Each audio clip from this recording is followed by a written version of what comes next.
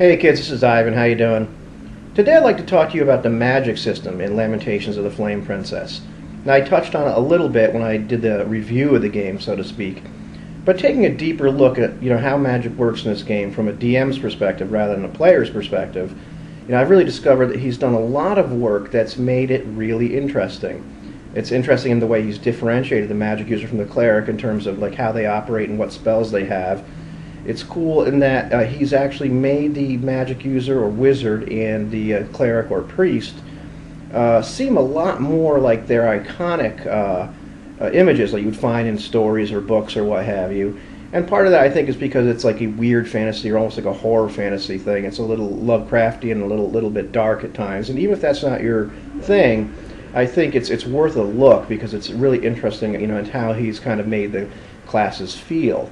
And also in terms of how he's handled things like spell research and scroll preparation and making magic items and potions and all that kind of stuff. It's really concrete, it's really simple to use, and it's really interesting. And he's also got a few spells in there that are really wonky. And after looking at them, I like them. They're pretty cool. So one of the things that he's done is he's really kind of taken the whole spell list and gotten rid of all those duplicate spells, a lot of the utilitarian spells. So magic users and clerics don't have the same spells at all. And he's kind of reversed some of the things. Some spells are just plain old missing. There's a couple extra nifty spells, but things like anti-magic shell, that's a cleric spell.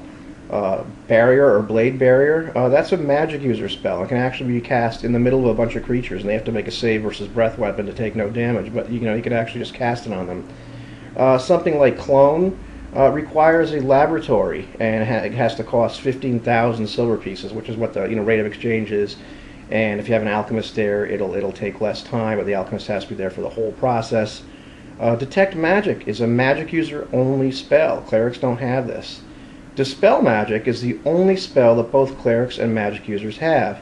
However, they're unable to dispel each other's kind of magic. So if you're a wizard, you can dispel wizard magic, but you can't dispel cleric magic, and vice versa, which is really kind of interesting and makes the game a little more challenging. Fairy Fire is something you'd think of as a druid spell, as a magic user spell. Gate is something only magic users can do, a really high-level spell.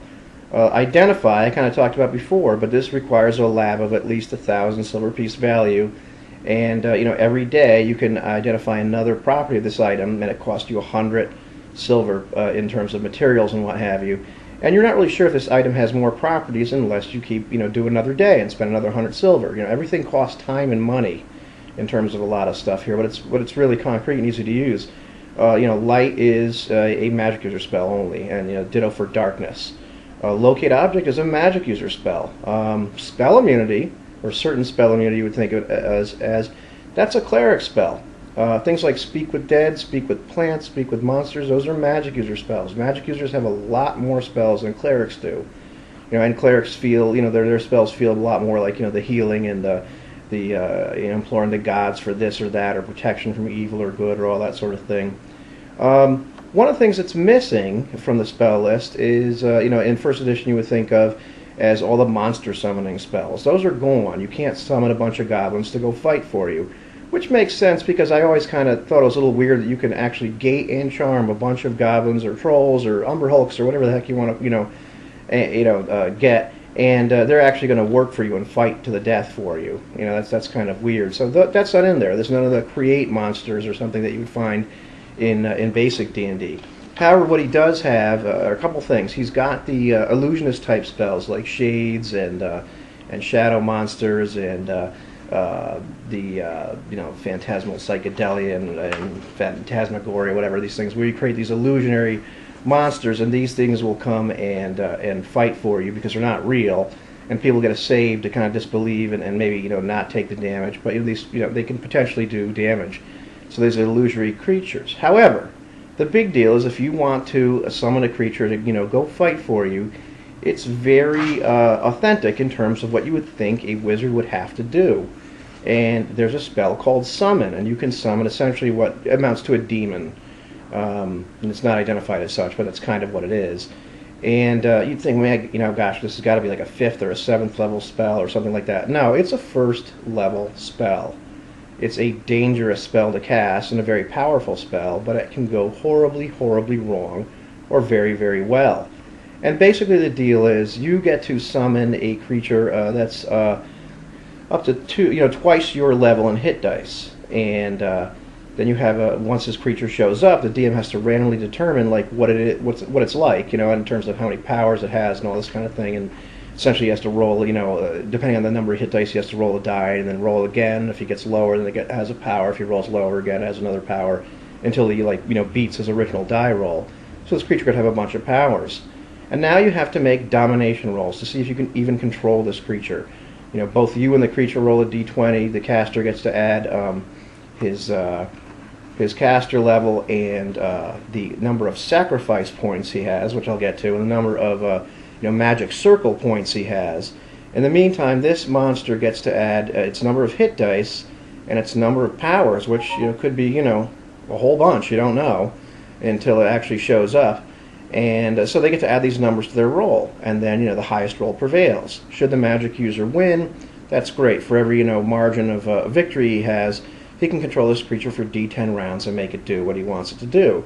If he succeeds by a great margin, which is 5 plus all the creature's bonuses, so all of its hit dice and powers, then he can compel it to serve for a little bit longer amount of time. He has to demand very specifically what he wants it to do. If he actually succeeds by a margin that's double that, or at least 19 more than that, or one of the two, then this creature is bound to him permanently and must serve him. That's great. That's wonderful. This is what you're hoping for. However, should the creature win, it's going to go bananas and start killing people in the area for a number of rounds, and it's randomly determined number of rounds. Should it succeed by a greater margin, then it's actually going to, do horrible things to the caster. Can possess them. It can kill its friends. It can, take the caster and just banish it to hell and all that kind of nasty stuff. So your character's gone. And if it succeeds by a really great amount, it can either multiply in power and go on an absolute killing rampage for a long period of time, or should it roll? It has to roll another 20-sided die. If it rolls a 20, what happens is you've opened the gate to hell, and it's not going to close, and hundreds of these creatures start pouring forth in the first hour, and then about 100 a day, and then after about a week only a few a day come through. So pretty much you've destroyed the entire continent by casting this spell, which is so it makes it a little bit scary. There's this chance of having that happen. Now, in terms of stacking the deck in your favor, the magic user can do some pretty iconic things. He can create a magic circle. I can't pronounce that word. It starts with a C. T, thaumaturgic, whatever the heck it is. And for every 500 silver pieces of material he puts into creating this circle, he gets an extra point to add to his d20 roll. Or, on the cheap, what he can do is sacrifice beings. So for every 2 hit dice of being that he sacrifices, it's kind of implied they have to be intelligent, he gets to add another point to his roll. And these things can't be killed in combat. They have to be things that are actually helpless and bound, and you sacrifice them on an altar or whatever. However, he gets 1 point per hit die if the creatures happen to be the same race as he has. So if you do a bunch of human sacrifice, hooray, you get to add all kinds of points to your domination roll. It's pretty evil. So that's a wild spell. It's a little dark, but kind of makes sense that the magic users, wizards, they can make illusions of life form, or they can try to summon this really nasty demon. But there's a lot of penalties to be paid. Now, in terms, on a little lighter side, in terms of making the magic system work and easy, everything costs time and money in terms of being able to transcribe a spell into your spellbook from another spellbook that you've stolen, or you killed the other wizard or what have you. If you want to research a new spell that's on the spell lists, or if you want to create a brand new spell, and you talk to the DM, this is what I want to do, and so what level would it be, etc. Or if you want to write a scroll or make a wand or whatever, it costs time and money, and the first thing you have to have is a library and a laboratory. And these things need to cost about 1,000 silver pieces each, unless there's some real specific reason they need to cost more. Actually, they need to cost 1,000 silver pieces per level of the spell that you're trying to transcribe, or cast into a potion or to a wand or that sort of thing. So if you're trying to do a 5th level spell, the lab and the library has to cost 5,000 silver pieces. If you're going to use a laboratory too to make a potion, well, then you need a lab that costs 5,000 silver pieces too to do that. And then what happens is you're not really sure how much time and money it's going to take.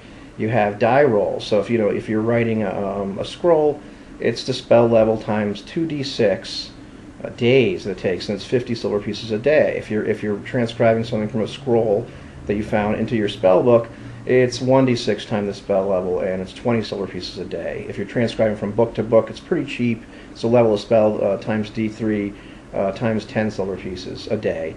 If you're going to research a spell that's on the spell list, it's going to cost you the level of spell times 3d6, and it's 25 silver a day. And if you're going to make a brand new spell, then it's 4d6 and times 30 silver pieces a day.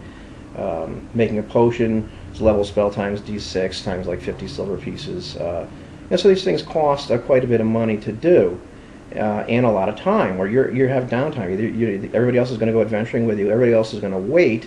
And in the meantime, things in the campaign are still happening while you're in your laboratory or library doing all this stuff. Or you're going to have to just play like another character while this is going on. So you can do a lot of nifty things, but it's going to cost you time.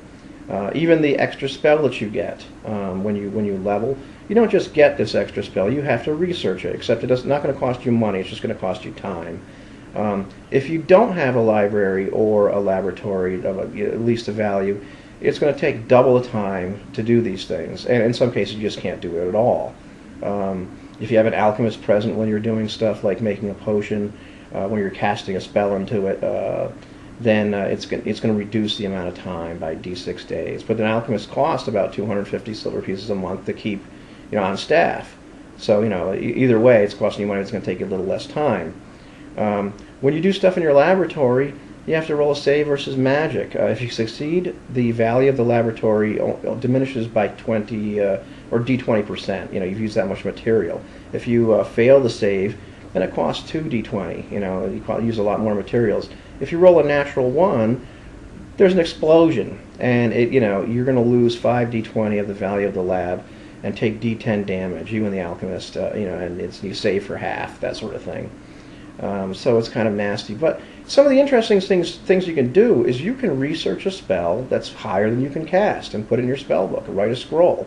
So literally, you're a first level magic user. You can research a 5th level spell, take a whole bunch of time, put it in your spell book, actually write a scroll, and be able to cast that spell from that scroll. The only catch is, outside of the fact that it costs a lot of money and a lot of time, is that you're only going to cast at your level. So like when you find a scroll, there's no finding a scroll with it, even though there's no fireball. You can't find a scroll with a 12d6 fireball on it and cast it as a 12d6 fireball as a 3rd level magic user. You're going to cast it as a 3d6, that sort of thing. I guess it would be magic missile in this case because there is no fireball in the game. As far as clerics go, they can do the same kind of thing with scrolls. They can make scrolls with their spells. They can create new spells the same way. They can also make protection scrolls. And in this case, it's a little wild. Pretty much what you have to do is sacrifice the type of creatures that you want to be protected from. And for every 5 hit dice of those creatures, then that takes a day, and it costs 50 silver, outside of the cost of getting these creatures. And then that gives you a 5% chance of this scroll actually working. So pretty much what you want to do is, if you want a protection from undead, you've got to go out and collect 100 zombies and sacrifice all these things somehow, and try not to get killed doing it. And then in the end, you're going to end up with a scroll that protects you for like d4 times 2 turns or something from this particular type of monster. So you can make these things, but it's going to cost.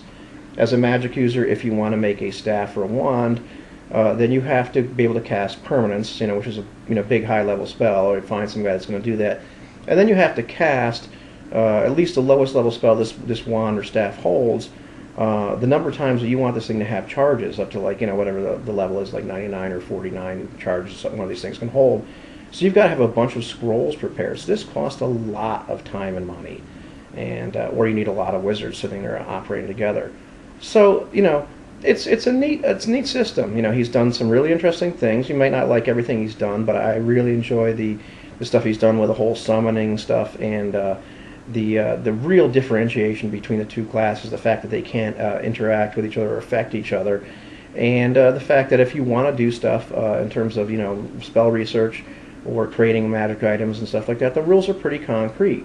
and it's real easy to figure out. It's not like a big thing where if you'd like to go on a quest to find this unicorn horn, that's great. Or you can just say, hey, you're in a big city, you can find some of the stuff, but it's going to cost you this much time and money. So that's it, and I think I'll talk about something else later.